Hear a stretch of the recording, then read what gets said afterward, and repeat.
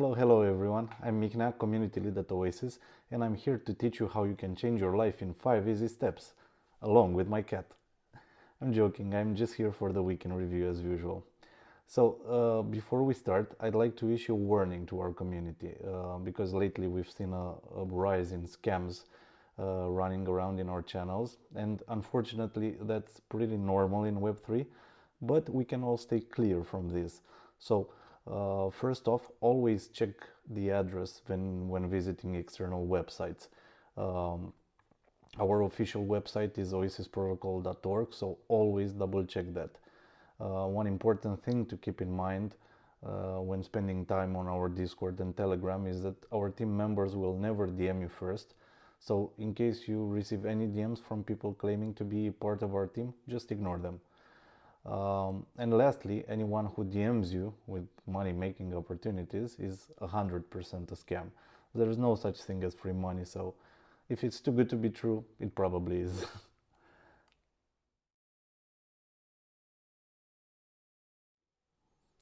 Okay, so let's jump to our agenda. So we've had some very cool events this week, and I'll get to them, but first I'd like to start off with the ecosystem updates. And we have good news for Bitcoin users because this week the first Bitcoin deposit transaction took place on Illuminex, and they announced that private non-custodial Bitcoin storage is coming, along with swaps, of course. Secondly, I know a lot of developers have been asking about oracles and price feeds, so I'm happy to announce that Band Protocol's price feed is now accessible on Oasis Sapphire, and it's available both on testnet and mainnet.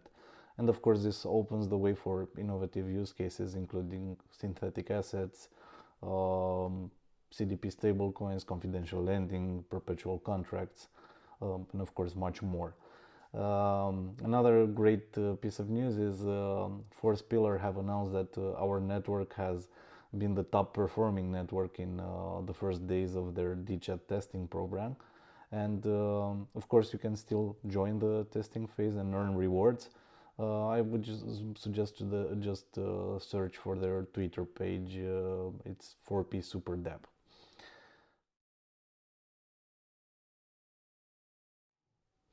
Okay, let's jump to events.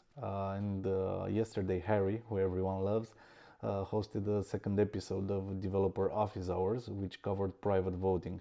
He was also joined in the beginning by Will Wendt, and they talked about the importance of private voting in terms of UX and confidentiality.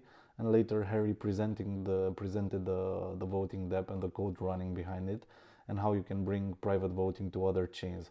I truly suggest you watch the entire episode, as it's full of useful information for everyone.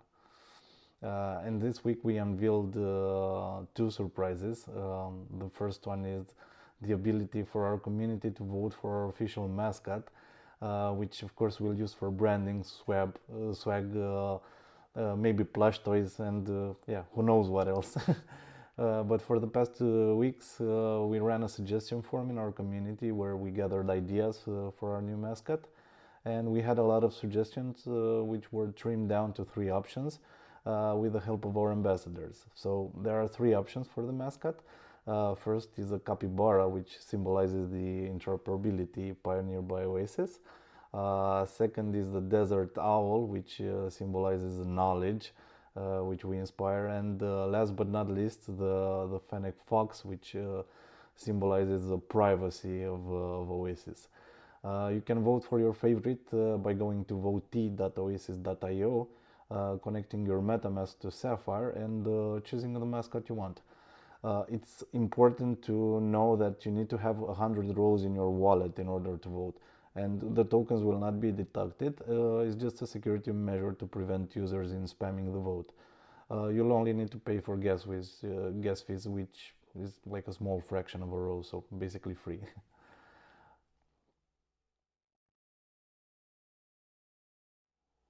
Our content team has released the February Engineering Updates blog article, and while there are a ton of updates for which I suggest you read the entire article, I wanted to discuss one thing because it's been brought up by a lot of times in our community channels, and that is staking rewards. So The current staking reward schedule defines approximately 2.5% staking reward until the 8th of April this year, then dropping to 2% starting at the end of May until the end of September, then gradually dropping to 0% until the end of November.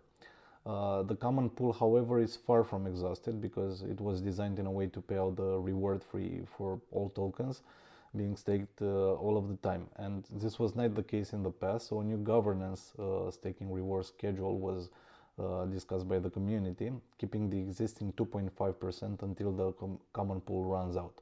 And we estimate that the pool will be exhausted in around 6 years based on the current staking rate.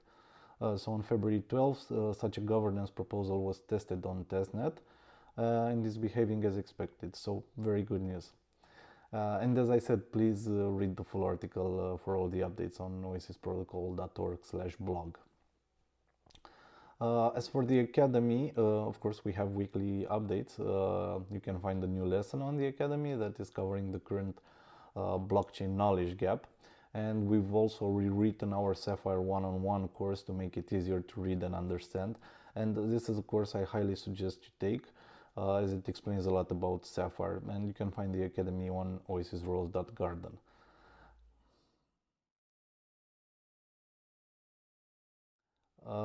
Next week, Monday the 25th, Will, our ecosystem growth manager, will join BAN protocol for a Twitter space where they'll discuss the recent integration that I mentioned earlier.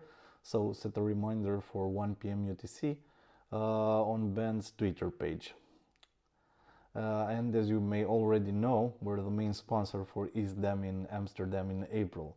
So from the 12th to the 14th of April, you'll be able to meet our team, participate in a hackathon we're co-hosting with CryptoCanal and other sponsors for a prize pool of 10,000. Join us for workshops, networking events, and so much more. We'll have a big part of our team there, so make sure you join us.